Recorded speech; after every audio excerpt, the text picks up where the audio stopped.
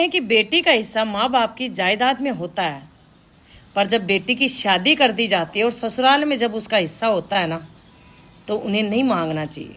एक छोटी सी स्टोरी के जरिए मैं आपको बताने जा रही हूँ कि एक लड़की जिसकी शादी को लगभग 7 साल हो गए, 7 साल के बाद उसके 2 बच्चे भी थे। 7 साल के बाद वो अपने पीहर में आती है और अपनी माँ से कहती है कि माँ, जो भैया के पास 2 एकड़ ज़मीन है ना, उसमें से मुझे 1 एकड़ ज़मीन और इस मकान में से मुझे मकान चाहिए।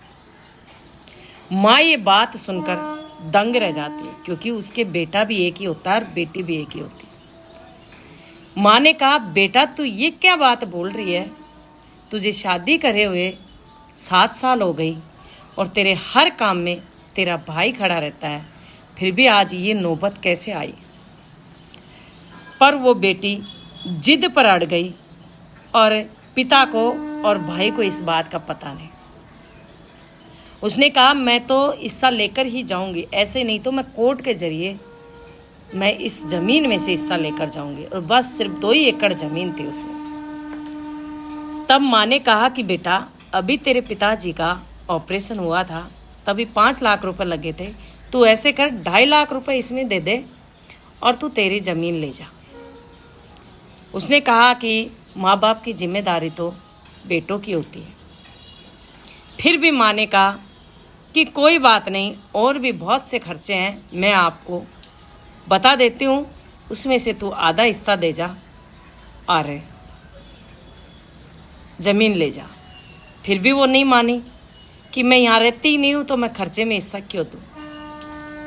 तभी उस माँ ने हार कर अपनी समधन के पास फ़ोन लगाया। समधन ने फ़ोन उठाया, पहले तो वही हाल समाचार रामा श्यामा, और फिर लड़के की माँ ने समधन से कहा कि ब्याण जी, आपके पास ज़मीन कितनी है? तभी उस समधन ने कहा कि आज ये क्या बात हुई है, आप ऐसे कैसे पूछ रहे हो?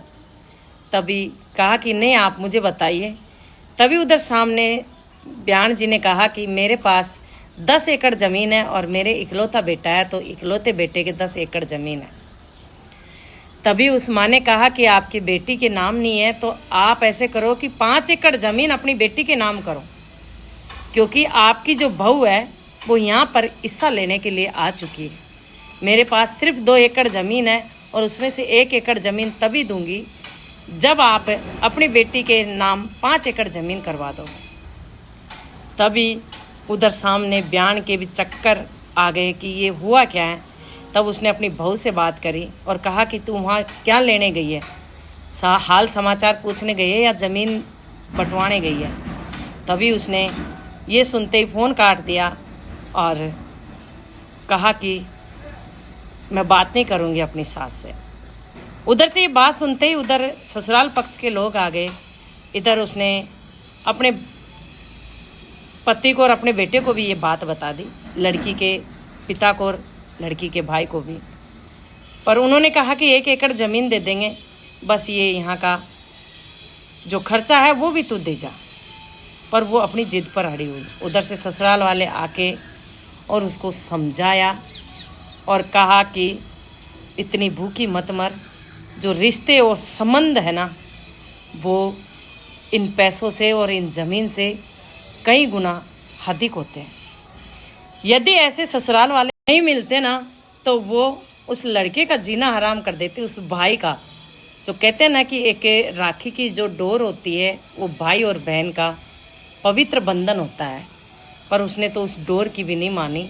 तो ऐसी बेटियां समाज में बहुत सी मिल जाएगी जिसको ये होश हवास नहीं होता है कि अपने भाई के ज़मीन जायदाद में से हिस्सा लेने आ जाती है। हिस्सा हालांकि उनका होता है, पर उनका ससुराल में भी तो हिस्सा होता है। वहाँ का छोड़ देगी तो यहाँ का ले लो, वहाँ का छोड़ दो, पर दोनों तरफ से ही हिस्सा लेना चाहती है। तो ऐसा मत किया करो, क्योंकि एक कोख से जन्मे भाई और बहन का जो रिश्ता होता है ना, वो बहुत अटूट प्रेम होता है। तो ऐसी हरकतों से रिश्तों में दरार आ जाती है, और यदि एक बार रिश्ते में दरार आ गई ना, तो वो ज़िंदगी भर नहीं बढ़ती है। इसलिए जैसा भी मिल रहा है अपने ससुराल में रूखी सूखी खाकर रहो, भाइयों के इससे मत बटाने आओ।